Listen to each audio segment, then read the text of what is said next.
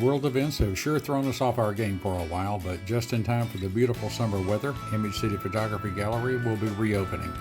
Things are going to be a bit different when you come visit us, and we've made this video to give you an idea of what you can expect. First, we'll bet you've never seen the gallery look like this.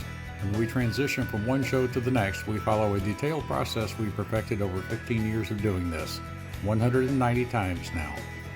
The blue tape gives us leveling lines around the gallery walls precisely 59 inches above the floor. These blue lines are our guide when hanging the photographs so they're at the right viewing height, straight and level. After we fill those walls and floor panels with photographs for the next show, what can you expect when you arrive at the gallery? There will be a sign on our door explaining the rules we're implementing in order to be allowed to reopen our business in Phase 2 of the State of New York's Forward Safety Plan. We'll be in full compliance with all federal, state, county, and city rules and regulations, and this sign is a good summary of what we're doing.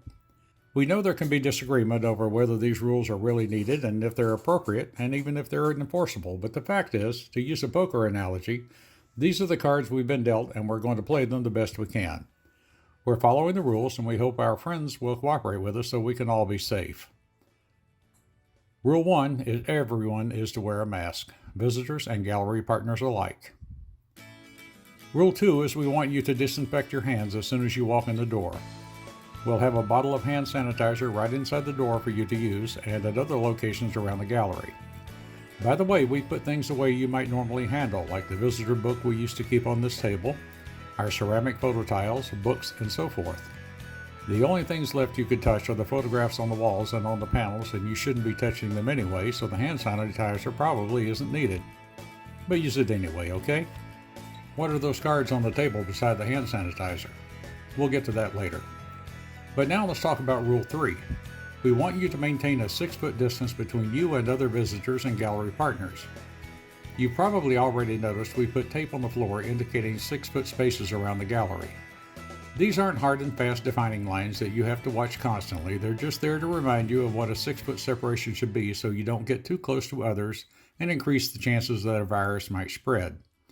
You'll notice we put a line around the desk where the gallery partner on duty normally sits, and we hope you'll respect that distance we'd like you to keep. Yes, you can still go into the Newberger Gallery even though the door is beside the desk, since we'll both be wearing masks and there's no problem with being relatively close for a moment when we're all wearing personal protection equipment. Rule 4 states that our restroom is closed to the public. We're doing this because we have a heavy cleaning regimen when we open the gallery each day and when new gallery partners come on duty, so adding more restroom cleaning to our duties would be burdensome. We hope you understand our reluctance to add even more cleaning work to our day. You may ask, why the need for a sign stating there's a limit of one person at a time in the restroom if it's closed anyway? Good question. Glad you asked. Well, we use some of the restroom area for storage, cleaning supplies, our document printer, and other supplies are located there, so we go in often. The sign is to remind us not to go in there if another partner is already in the room. The last rule means we won't accept cash or checks for payments at this time. Why? We don't want either of us handling things the other has handled and increase the possibility of spreading a virus. It's the same reason we put away our visitor sign-in book and other things more than one person might handle. It makes sense, doesn't it? If you want to pay with a credit card or use your smartphone for a mobile pay transaction, we'll slide our processing machine to the edge of the desk and let you insert your card without touching the machine. The partner on duty will then make entries on the machine to complete the transaction. It will print out your receipt that you are welcome to tear off and take with you if you'd like when you remove your card from the machine. There's no need to sign your name. Signing a credit card charge slip is no longer a requirement, even though some stores still like to ask for it. We don't see the need, so we won't ask you to sign. Now back to those cards on the table beside the hand sanitizer. Those are for you to provide us with contact information if you wish. Here's the sign that goes with it.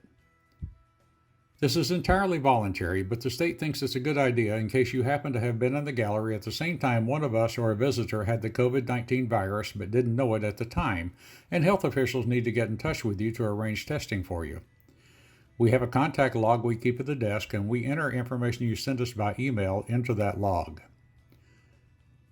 Why not just let you put your contact information directly on the log sheet? Again, we don't want visitors and gallery partners both handling pens and paper and possibly passing the virus back and forth. Why not just verbally give your contact information to the gallery partner on duty and have it entered on the log sheet? Remember that we want us to remain at least 6 feet apart. If you stand behind the white line we've drawn around the desk, then both of us try to communicate in a muffled way with mask on. It would be a difficult conversation. After all, we're not particularly young people who run this gallery, and we have varying levels of hearing loss, so accuracy of your information could be a stake. Putting one of the cards in your pocket and sending us an email or calling us after you're home with your contact information is probably easiest. Those cards are prepared by a partner wearing gloves and have been sitting there on the table for a couple of weeks, so they should be safe to pick up and take with you. The card tells you everything you need to know to get your contact information back to us. Here's the front of the card, and this is the back. By the way, if you're not currently on our email mailing list for gallery newsletters, this would be an excellent time to sign up. We certainly don't share your email address with anyone, so it won't result in spam, and we only send a couple of newsletters out each month with good information about the gallery and our shows, photo competitions, and so forth. You'll love it. So what's that trash can behind the cards for?